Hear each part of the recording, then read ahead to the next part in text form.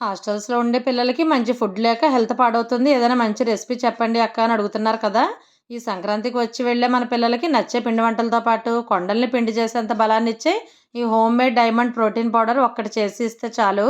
రోజు ఒక 2 స్పూన్లు ఇలా నీళ్ళలో కలుపుకొని తాగినా సరే చాలా టేస్టీగా ఉంటుంది. జిమ్‌లకు వెళ్ళే అబ్బాయిలకైనా, స్కిన్, పీసీఓడీలతో బాధపడే అమ్మాయిలకైనా ఈ డైమండ్ ప్రోటీన్ పౌడర్ రెగ్యులర్‌గా తాగడం వల్ల చాలా మంచి రిజల్ట్ ఇస్తుంది. డైమండ్ పౌడర్ రెసిపీ కోసం స్టవ్ వెలిగించి బాండిలో ఒక కప్పు బాదం పప్పు వేసి సగం వేగిన తర్వాత పావు కప్పు వాల్నట్స్, అరకప్పు జీడిపప్పు, పావు కప్పు పిస్తా, పావు కప్పు గుమ్మడి గింజలు, పావు కప్పు సన్ఫ్లవర్ గింజలు వేసి మాడిపోకుండా దోరగా వేయించుకున్న తర్వాత లాస్ట్లో ఒక పెద్ద కప్పు పూల్ మకానా వేయాలి.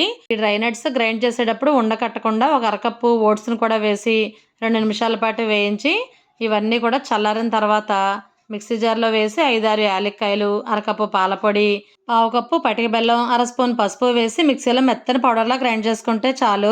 ఎదిగే పిల్లలకి హెల్త్ ప్రాబ్లమ్స్ ఏమీ రాకుండా కొండంత బలాన్ని ఇచ్చే డైమండ్ ప్రోటీన్ పౌడర్ రెడీ అయిపోతుంది. ఇలా గ్రైండ్ చేసిన పొడిని ఒక ఎయిర్ టైట్ డబ్బాలో కానీ జిప్లా కవర్లో కానీ వేసేస్తే 2 నెలల వరకు ఫ్రిడ్జ్ లేకపోయినా స్టోర్ ఉంటుంది. చక్కగా పిల్లలు రెగ్యులర్గా వాడుకోవచ్చు. హాస్టల్స్లో ఉండే పిల్లలు ఇలా 1-2 స్పూన్లు పౌడర్ని గ్లాస్లో వేసుకుని కొద్దిగా వేడి నీళ్ళు పోసుకుని కలుపుకొని తాగితే చాలు. హార్లిక్స్, బూస్ట్‌ని మించి టేస్టీగా ఉంటుంది. ఈజీగా చేసేసుకోవచ్చు. నేను చూపించిన ఈ రెసిపీ హార్లిక్స్‌లా ఉంటుంది. పాలపొడి, పటిక బెల్లం కూడా లేకుండా బూస్ట్‌లా మంచి బలాన్నిచ్చే పౌడర్ రెసిపీ కావాలి అంటే కామెంట్ చేయండి. నెక్స్ట్ వీడియోలో షేర్ చేస్తాను. ఇలాంటి మరిన్ని మంచి రెసిపీస్ కోసం వీడియోని లైక్ చేసి మన ఛానల్ని ఫాలో చేసేయండి.